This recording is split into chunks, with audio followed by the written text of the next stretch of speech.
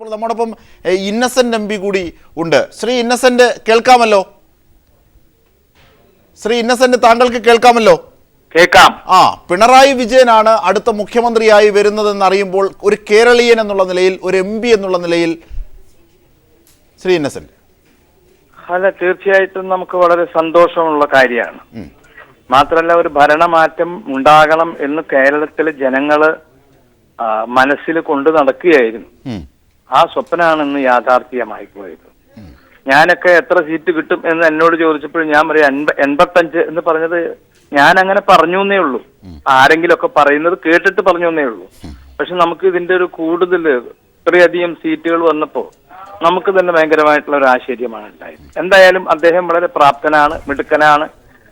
തീർച്ചയായിട്ടും അദ്ദേഹത്തിന്റെ കർമ്മങ്ങൾ, നല്ല നല്ല കാര്യങ്ങള് ഈ 5 വർഷം അദ്ദേഹം ഉണ്ടാക്കും, അത് ചെയ്യും എന്ന് എനിക്ക് നല്ല ഉറപ്പുണ്ട്.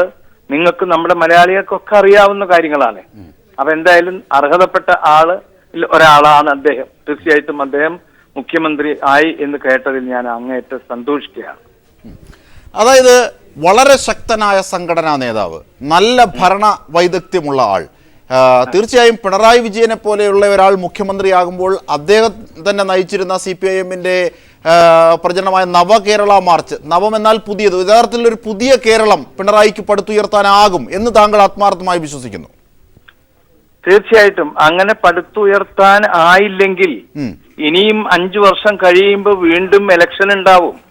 ജനങ്ങൾക്ക് ആ തിരിച്ചറിവുണ്ടാവും, നമ്മളെ ചതിച്ചു എന്ന് തോന്നിപ്പോകും. അപ്പൊ തീർച്ചയായിട്ടും നല്ല കാര്യങ്ങളും ജനങ്ങളെ ഉണർത്തുന്ന കാര്യങ്ങൾ, ജനങ്ങൾക്ക് വേണ്ടപ്പെട്ട കാര്യങ്ങൾ, അതൊക്കെ അദ്ദേഹം ചെയ്യും എന്ന് എനിക്ക് എന്റെ മനസ്സിൽ ഉറപ്പുണ്ട്. അതുകൊണ്ടാണ് ഞാൻ പറഞ്ഞത് അദ്ദേഹം തന്നെ മുഖ്യമന്ത്രിയായതിൽ നമുക്ക് വളരെയധികം സന്തോഷിക്കാം. വളരെ നന്ദി ഈ ഘട്ടത്തിൽ പ്രതികരിച്ചതിന് ശ്രീ ഇന്നസെന്റ്.